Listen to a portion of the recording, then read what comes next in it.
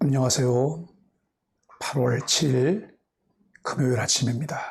말씀과 함께 새롭게 여는 소망의 아침입니다. 존 파이퍼는 우리가 주님만으로 만족할 때 그분은 우리를 통해 가장 영광을 받으신다라고 말을 합니다. 오늘 마가복음 5장 21절로 43절까지 말씀을 함께 묵상하며 은혜를 나누려고 합니다. 오늘 이 말씀을 통해서 우리는 치유와 새 생명을 얻게 하는 믿음이라고 하는 주제로 함께 말씀을 묵상합니다. 주님이 회당장의 딸을 고치러 가는 길에 12년간 혈류증을 앓던 여자가 그분 옷에 손을 대자 치유됩니다. 믿음이 그녀를 구한 것입니다. 회당장 딸이 죽었다고 통곡하는 사람들에게 주님은 그 아이가 잔다 하십니다. 그리고 소녀에게 일어나라 하시니 소녀가 곧 일어나 걸음으로 사람들이 놀랐습니다. 마가복음 5장 21절로 43절은 마가복음에서 자주 등장하는 문학적 기법인 샌드위치 구조로 되어 있습니다. 샌드위치 기법이란 한 이야기 사이에 다른 이야기를 삽입하는 방식입니다. 본문은 예수님이 야이로의 딸을 치유하는 사이에 혈류증 여인의 이야기가 삽입된 형태입니다. 이 구조는 치유받는 존재가 여인이라는 점을 강조하는 동시에 회당장의 딸과 부정한 여인이라는 사회의 종교적인 위치의 대조를 드러냅니다. 또한 회당장의 딸을 치료하는 가운데 발생한 부정한 여인과의 접촉은 시간을 지체시켜 긴장감을 고조시킵니다. 예수님은 다시 유대 영토로 돌아오셨습니다. 예수님의 기적과 치유를 눈으로 확인하고 소문을 들었던 이들이 다시 큰 무리를 이루어 예수님께 다가왔습니다. 그때 회당을 관리하는 회당장 중 하나인 야이로가 다가와 자신의 딸을 살려달라고 간청했습니다. 예수님은 야이로의 집으로 향하셨습니다. 이때 12해 동안 혈류증을 앓으며 어떤 의사에게도 도움을 받지 못했던 여인이 예수님께 다가옵니다. 혈류증이 어떤 병인지는 정확하지 않습니다. 하지만 여인은 지속적인 출혈로 괴로움을 겪고 있었던 상황입니다. 여인은 예수님의 옷에 손만 대어도 구원을 받으리라는 생각에 예수님의 옷에 손을 대었습니다. 그 즉시 여인의 병은 고쳐졌습니다. 여기서 놀라운 것을 발견합니다. 그녀는 제의적으로 부정한 여인이었습니다. 부정한 여인과 접촉한 사람이나 물건은 모두 부정해집니다. 예수님의 옷에 손을 대었다고 하는 것은 예수님 역시 부정해질 수 있음을 의미합니다. 반대로 여인이 정해졌습니다. 율법을 뒤집는 놀라운 사건이었습니다. 예수님은 그 능력이 자기에게서 나간 줄을 곧 아셨습니다. 일부 주석가들은 예수님의 초자연적 능력 때문에 자신의 능력이 행해진 것은 알아채셨지만 인성의 한계로 누가 옷에 손을 대었는가를 확인해야 한다고 해석합니다. 그러나 예수님이 여인의 믿음을 불러일으켜 자신에게 일어난 일을 증거하도록 부르셨다는 해석이 더 안정적입니다. 당대 사회에서 소외되고 설 자리가 없었던 여인은 두려워 떨며 모든 것을 예수님께 아뢰었습니다. 예수님은 따라 내 믿음이 너를 구원하였다라는 말로 그를 안심시키시고 해방을 선포하셨습니다. 그녀는 자신의 믿음으로 구원을 받았습니다. 믿음이 필요합니다. 아무것도 할 수 없음을 인정하고 예수님을 바라보는 믿음이 필요합니다. 믿음은 부정하다고 소외당한 자신의 처지와 상관없이 예수님을 찾는 믿음이었습니다. 이 믿음의 결과는 평안이 가라는 예수님의 말씀으로 완성됩니다. 이 인사는 전형적인 히브리식 인사로 단순한 인사를 넘어 그녀의 병고침을 확인하는 인사였습니다. 예수님의 기적은 단순한 병고침뿐 아니라 그 여인의 마음의 상처와 위로까지 함께 치유하시는 사역임을 알 수 있습니다. 또한 예수님의 사역은 그 누구에도 제한적이지 않습니다.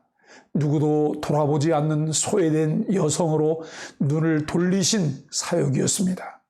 이 여인과의 접촉은 사회법과 정결법에 대한 도전이었습니다. 그러나 예수님의 사역과 하나님 나라의 확장은 급진적인 방법으로 이루어졌습니다.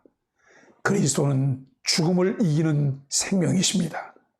이야기는 야이로의 딸 이야기로 돌아옵니다. 예수님께서 혈류증을 앓던 여인과 대화를 나누며 지체하는 사이 상황은 더 나빠졌습니다.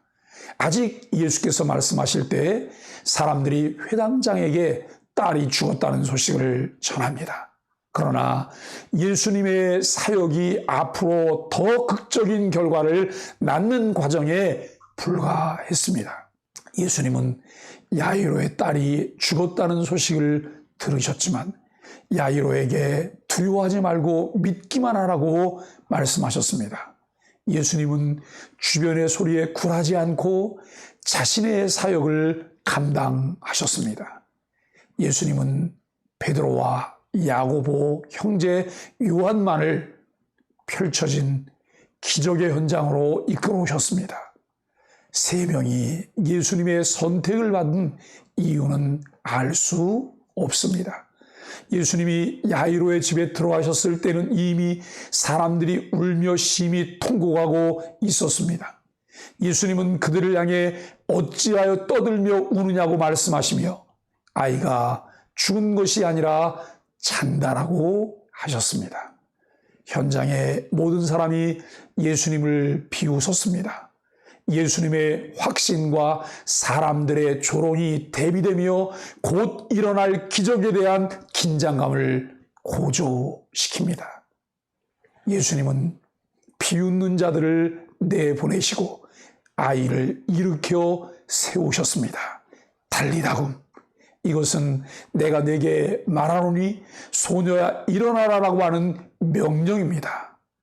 달리다금, 이것은 마술적 주문이 아닌 신적 행동이었습니다.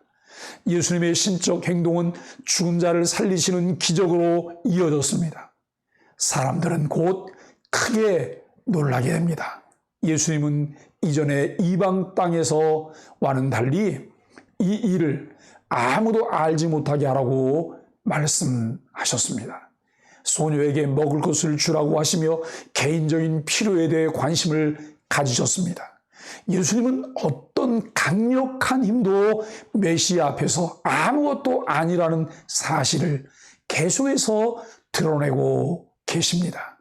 풍랑을 잠잠하게 하시어 자연의 질서를 통제하시고 귀신을 쫓아내시며 끈질긴 질병을 고치시고 죽은 자까지 살리셨습니다.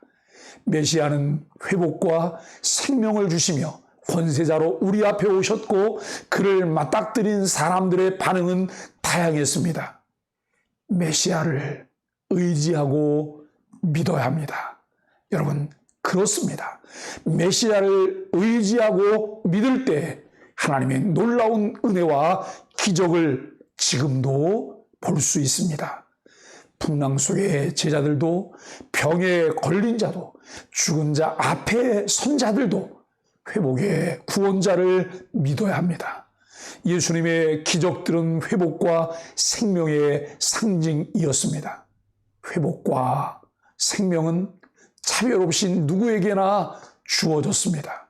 귀신 들린 자, 병에 걸린 여인, 죽은 아이까지 당대에 가장 소외되고 아무도 관심 가져주지 않던 곳까지 복음은 침투했습니다. 하나님의 나라는 깊숙이 확장되고 있었습니다. 그 무엇도 그분의 사랑에서 끊을 수 없습니다. 어떤 것도 복음의 장벽과 장애물이 될 수 없습니다.